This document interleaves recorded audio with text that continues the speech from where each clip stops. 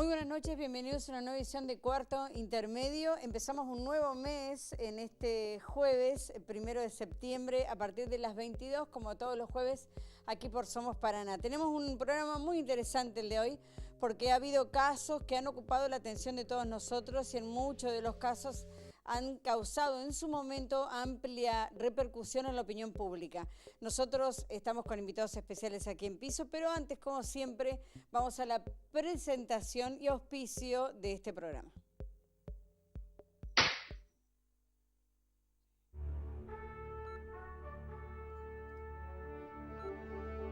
¿Es lógico que si estás sin efectivo no puedas comprar nada?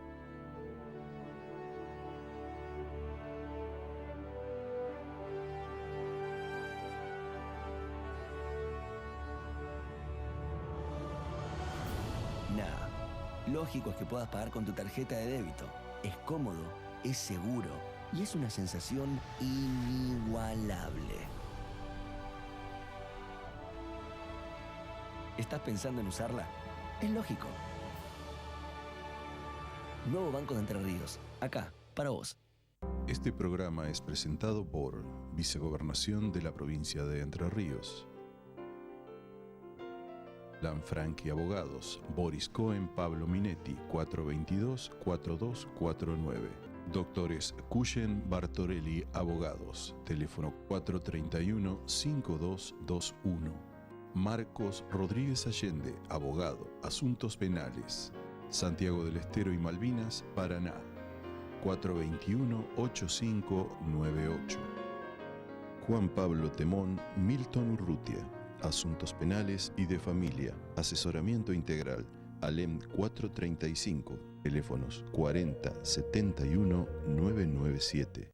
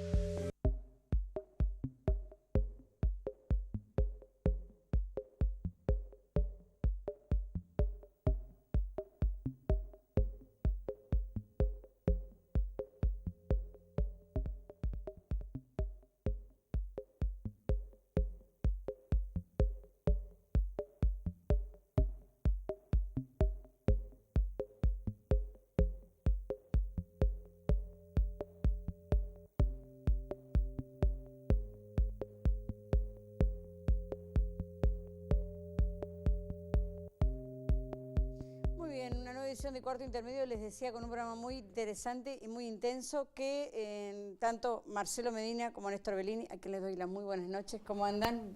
¿Qué tal, Claudia? Buenas noches, Néstor. ¿Cómo andan? Néstor. Buenas noches, Marcelo. Buenas noches, Claudia. Bien, mucho trabajo esta semana, intenso trabajo el de esta semana. Vamos a empezar con uno de los casos que causó amplia repercusión en la opinión pública, para muchos doloroso, tremendo y hasta increíble por tramos, porque pasaron cosas que la verdad que muchos no lo podemos creer. Pero bueno, ustedes se encargaron de ir a hablar y vamos a presentar el primero de los casos del calvario de una nena, que le pusimos así porque efectivamente la víctima es una nena.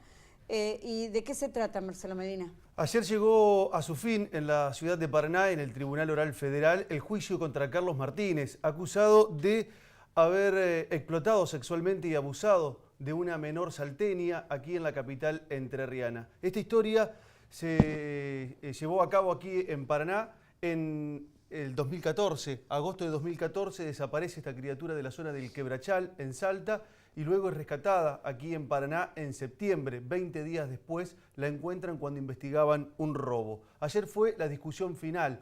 El fiscal José Candiotti pidió 13 años de prisión para Carlos Martínez, la pena más alta que se ha solicitado aquí en la provincia de Entre Ríos en un juicio por trata de personas. Entre los fundamentos que dio en el alegato, habló que Martínez participó en todos los roles del delito: la captación, el traslado, el acogimiento, el ofrecimiento. también participó de los abusos sexuales, hizo una descripción minuciosa, detallada de todo el padecimiento de esta adolescente que hoy afortunadamente se está recuperando en el Quebrachal, donde vive junto a su abuela. También quedaron algunos datos dando vueltas que son alarmantes y que hay que ser tratados, como que ya es el 5º juicio en el que el fiscal detecta que hay un corredor de trata entre Paraná y Santa Fe, y vamos a profundizar sobre este tema para conocer aún más sobre esta posición. Y hablando de la defensa, que fue defensa oficial, la defensa basó su alegato en la declaración, en pedir que se declare nula la cámara Gesell que se le realizó a la menor, porque entendió que el defensor público que participó en ese momento lo único que hizo fue cumplir con el protocolo, que no se entrevistó con Martínez, que es el acusado, que no conoció su versión para poder preguntar y controlar en esa medida judicial que se llevó, que fue sumamente importante y que fue en la que la menor cuenta lo que le tocó vivir. También atacó algunas pericias, especialmente las que tienen que ver con el no hallazgo en el teléfono de Martínez de ofrecimientos sexuales a través de mensajes. También se refirió el profesional a un informe médico realizado por el doctor Walter Aguirre, perteneciente a la Justicia Provincial, que fue el primero que revisó a la nena, marcando que no había signos de violencia, y después se refirió en algunos puntos centrales a la declaración de la menor y del padre.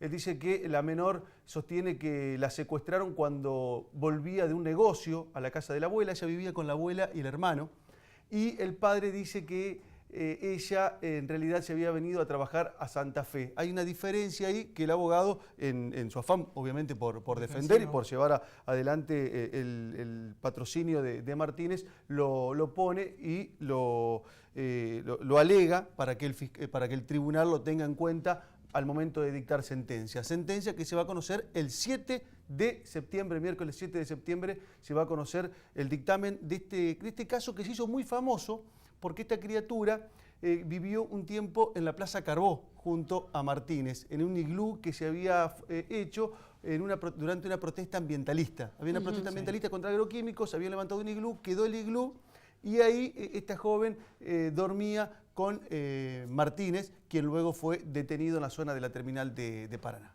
Bueno, nosotros para esto invitamos, para poder poner un poco, conocer más detalles acerca de este caso, lo invitamos al fiscal general del Tribunal Oral Federal, el doctor José Ignacio Candiotti. Bienvenido, buenas tardes, buenas noches, mejor dicho, muchas gracias por estar y por venir aquí a nuestro programa. Yo le preguntaba, digamos, como para introducir un poco la charla, si alguna vez se había encontrado, o usted me imagino con su experiencia sí lo tiene que haber pasado, con un caso similar y tan duro como el que se encontró en los tribunales en estos últimos días. Sí, para contestar, digamos, esa pregunta tendríamos que hacer una diferenciación teniendo en cuenta lo siguiente. Hemos tenido aquí en Paraná juicios de lesa humanidad, ¿no es cierto? En los cuales, la verdad que, bueno, los padecimientos de las víctimas han sido terribles. Pero sacando, digamos, los juicios por lesa humanidad, la verdad que este caso es muy grave. Yo ayer en el alegato traté de así ponerlo de manifiesto. Una de las similitudes que hice para hablar del delito de trata de personas era con el caso Vera, y lo hice porque esos fueron los dos casos por trata. Hemos tenido muchos juicios por trata, pero tanto este como el caso Vera fueron los dos únicos casos de trata dura. ¿Qué es la trata dura? Digamos, cuando hay ejercicio de violencia física para vencer la resistencia de la víctima. En todos los otros juicios que habíamos tenido no se daban estas circunstancias. Digamos, los medios de comisión que había para lograr viciar la voluntad de la víctima eran otros, eran engaños, ¿no es cierto?, eran amenazas, pero no el tema de la aplicación, ¿no es cierto?, de la fuerza física del captor por sobre la víctima. Bueno, acá se daba esa circunstancia, en el caso Vera también, entonces me parecía, digamos, que había que ponerlo de manifiesto. Había que ponerlo de manifiesto también porque hasta ahora en la causa Vera era por trata de personas, en el cual se había dado el tribunal la pena más alta, era una pena de 8 años de prisión. Bueno, yo también quería argumentar por qué a criterio de la Fiscalía en este caso la pena tenía que ser superior a esos 8 años y tenía que ser notablemente superior, o sea, porque digamos de 13 a 8 hay una diferencia importante, pero bueno, me parecía que había motivos para ello.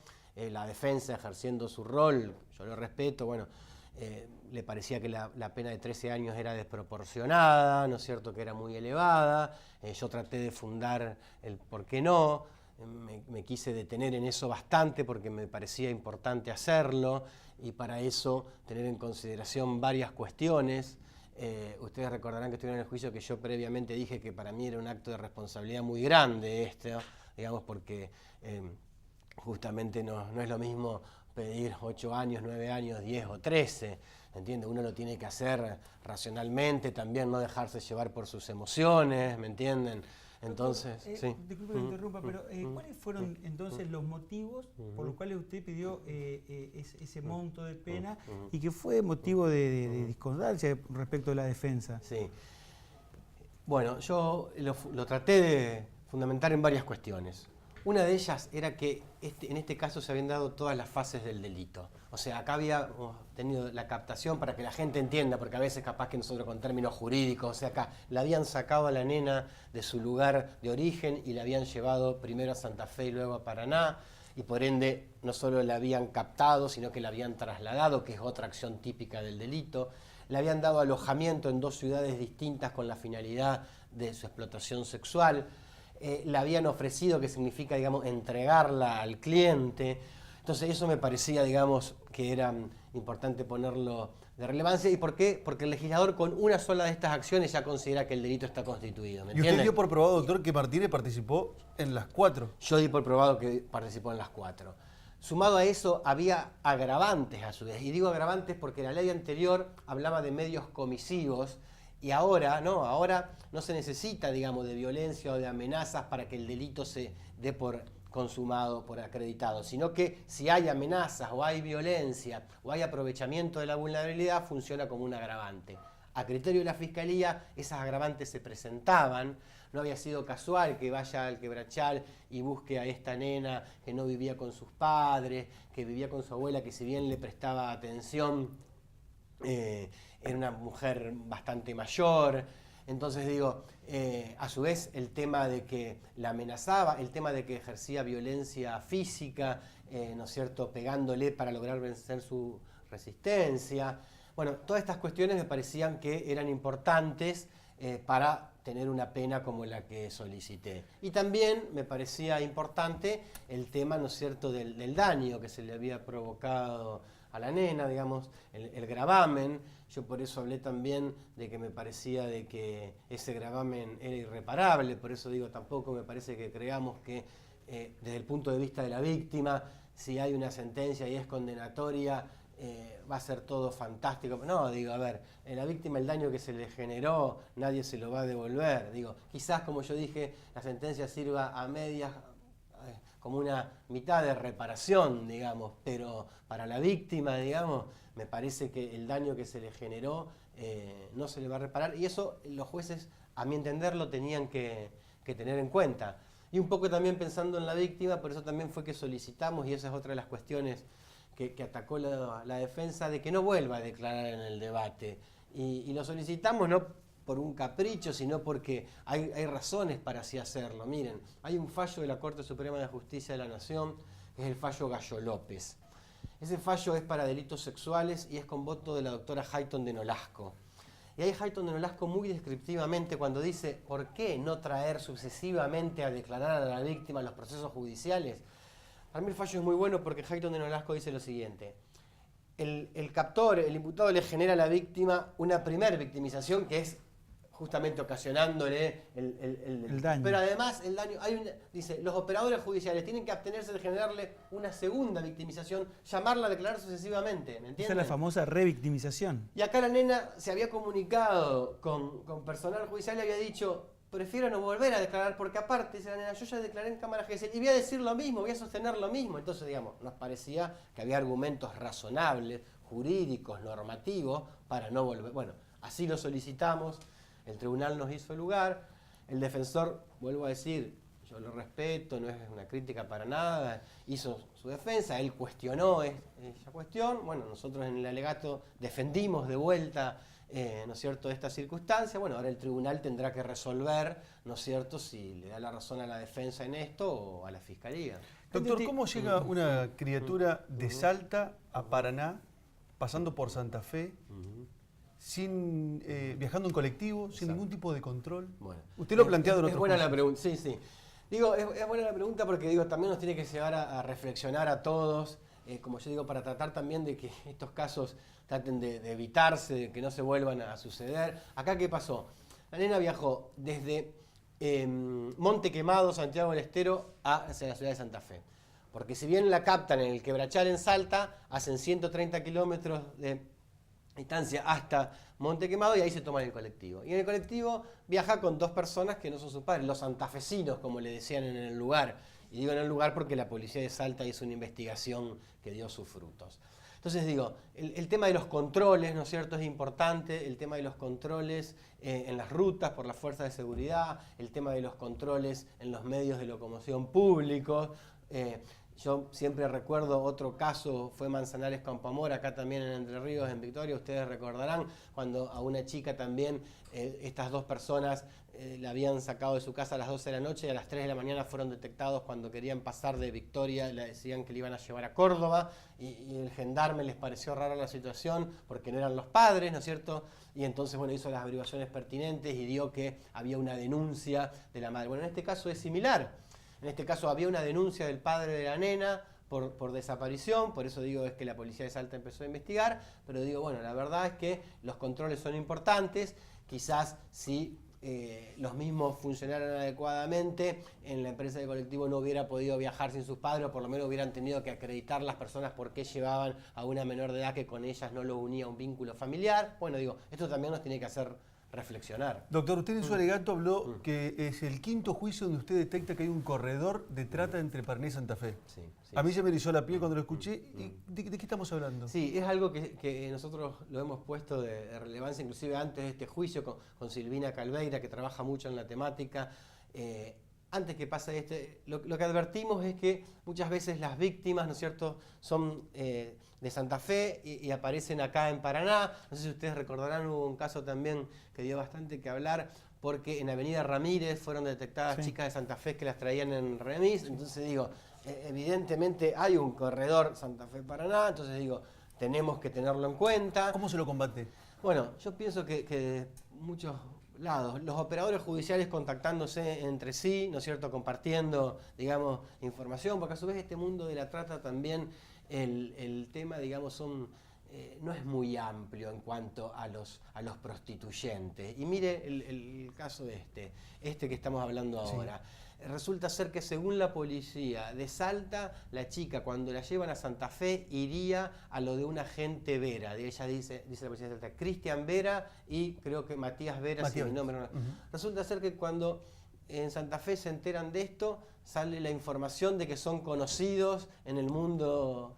Yo lo quiero poner en potencial, ¿no es cierto? Pero digamos que estarían vinculados también a estas actividades. Entonces digo, evidentemente no es muy grande el circuito, entonces digo, quizás compartiendo información entre los operadores judiciales, entre las fuerzas de seguridad. Hay algo que el doctor López Arango, que es uno de los jueces del tribunal, siempre dice que también es importante, digamos, que las distintas fuerzas de seguridad, Gendarmería, Policía Federal, Policía Provincial y las distintas policías provinciales, ¿no es cierto?, compartan información, porque a raíz de eso quizás las investigaciones pueden ser más fructíferas. Y después, lo que le vuelvo a decir, el tema de los controles, porque también acá la nena esta fue traída de Santa Fe a Paraná en colectivo, la nena menor de edad, cuando era evidente que era menor de edad, porque también podríamos decir, bueno, era menor de edad, que fue uno de los temas de discusión en el juicio ayer, pero no se notaba que era menor, entonces por eso las empresas de colectivo no advirtieron que viajaba con quien no era el padre. No, a ver, esta nena era ostensiblemente que era menor de edad y así lo declararon 9 operadores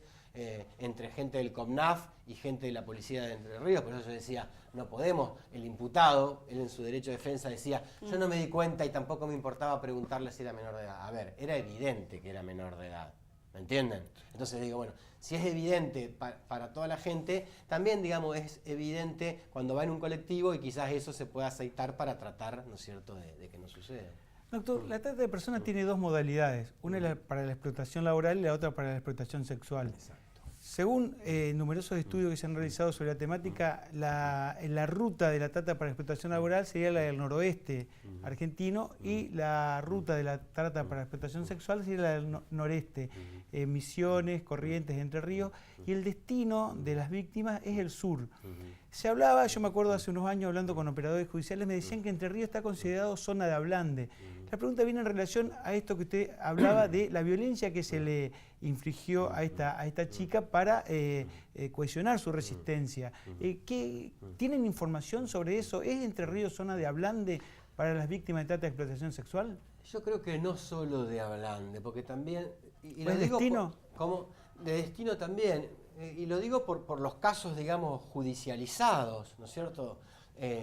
Y vemos, hay muchos, digo, ¿por qué también de destino? Porque hemos encontrado muchos casos en los cuales las chicas estaban en prostíbulos y prostíbulos que funcionaban acá, digamos, en la provincia de Entre Ríos. Usted recordará el caso Montiel, me acuerdo, fue el primer juicio oral y público cuando yo asumí en el 2012 como fiscal del Tribunal Oral, porque antes era fiscal federal en la etapa de la investigación. Bueno, ahí era un prostíbulo que funcionaba en Concordia, ¿no es cierto? Después hubo otros prostíbulos en Victoria, hubo el caso de Almeida por el prostíbulo en Nogoyá, el Globo Rojo, o sea que digo, también digamos es zona donde funcionan prostíbulos. Y más allá de que haya sacado una ley, que bienvenida sea para prohibir el funcionamiento de los prostíbulos, si bien en menor cantidad, también han seguido funcionando. Y si no, se han dado casos que se ha mutado el delito y, por ejemplo, el ejercicio en contra de la voluntad de las víctimas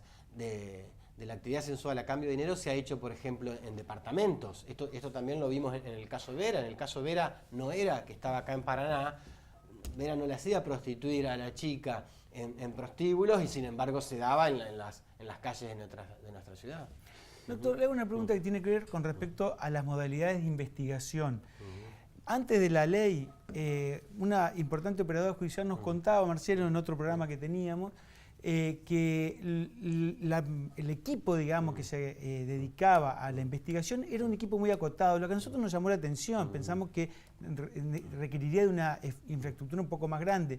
Y nos dijo, no, dicen, tenemos que ser 3 personas las que sepamos, por ejemplo, dónde se iba a hacer un allanamiento de determinado prostíbulo, porque se filtraba el dato, llegábamos y las chicas ya no estaban. Eso seguramente cambió porque usted lo señalaba recién, los prostíbulos ya casi no existen, pero han mutado en otras modalidades. ¿Cuáles son las dificultades o las complejidades o los obstáculos que encuentran los investigadores a la hora de abordar un caso de trata de personas para la explotación sexual, que es el caso que estamos abordando? Bien, según un informe de la Protex, de la unidad a cargo de Marcelo Colombo, de la Procuración General de la Nación, también ahí ya era mucho más amplio el espectro de él. Marcelo hacía el informe en base a todos los casos judicializados en la Argentina. Decía que el desafío para los operadores judiciales, para el Poder Judicial y para los fiscales federales debía ser tratar de llegar a las otras fases del delito. O sea, los casos judicializados, ¿qué se veía? Que se allanaban, por ejemplo, los prostíbulos o los casos o los lugares donde se ejercía la prostitución, pero era difícil llegar a quién trasladaba a la víctima hacia ese lugar y a quién la captaba. Y que ese era el desafío. Digo, bueno, porque justamente implicaba una labor investigativa mayor, ¿entienden? Sí. De última, cuando funcionaban los prostíbulos, digamos, el prostíbulo con luces rojas en la ruta era una cosa más visible, y entonces, digamos, era más fácil, bueno, se allanaba, se encontraba ahí las nenas, pero decir, bueno, ¿cómo llegaron las víctimas hasta aquí? Ese era un desafío. Bueno, por ejemplo, en este caso del juicio que estamos ahora hablando y que termina la semana que viene, como le digo, se pudo determinar uno de los que la captó y la trasladó. ¿Y por qué digo uno? Porque hay otra persona, una mujer de Santa Fe, con nombre, apellido, con domicilio fiscal, con domicilio laboral, que también está acreditado, o por lo menos quiero ser cauto, vamos a ser cautos. Si la justicia el miércoles que viene dice que hubo un delito y que lo condena a Martínez, estarían dados los elementos para decir, bueno, el delito existió, Martínez es el responsable. Si está acreditado que Martínez la trajo en el colectivo desde Monte Quemado hasta Santa Fe, y siendo de que ahí también iba esta otra mujer, se reforzaría la posibilidad de también que esta mujer sea sometida al proceso y responda también por este grave delito. Doctor Candiotti, muchísimas gracias por haber venido esta noche a nuestro programa. Lo esperamos cuando usted quiera y también seguramente nos vamos a volver a encontrar en otra oportunidad por el trabajo que viene realizando muy bien en el Tribunal Oral Federal. Muchas gracias. Bueno, gracias a ustedes y como digo, ojalá que más allá de la cuestión de la pena, si se dan los 13 años que pidió la Fiscalía, o un poco menos, lo importante que yo creo que ojalá que se dicte la condena porque es una manera de hacer justicia y que el hecho no quede impune. Bueno, muchas gracias, doctor. Gracias a ustedes. Nosotros hacemos la primera pausa en esto que es Cuarto Intermedio y ya volvemos con más casos que se han tratado en los tribunales de aquí de la ciudad de Paraná. Ya volvemos. ¿Es lógico que para regalarle un sobrecito a tu nieto tengas que esperar que abra el banco porque te da julepe el cajero?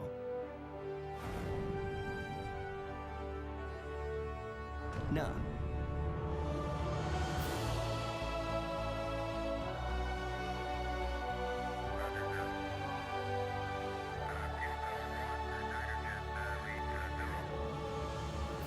Lógico es que saques plata del cajero con tu tarjeta de débito. Es fácil, es seguro y es una sensación inigualable. ¿Estás pensando en usarla? Es lógico. Nuevo Banco de Entre Ríos, acá, para vos. Este programa es presentado por Vicegobernación de la Provincia de Entre Ríos.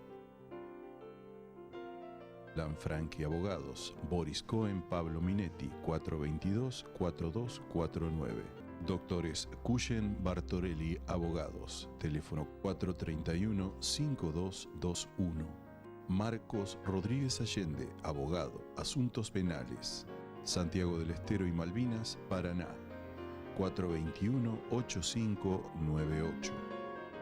Juan Pablo Temón, Milton Urrutia, asuntos penales y de familia, asesoramiento integral, ALEM 435, teléfonos 40 71 997.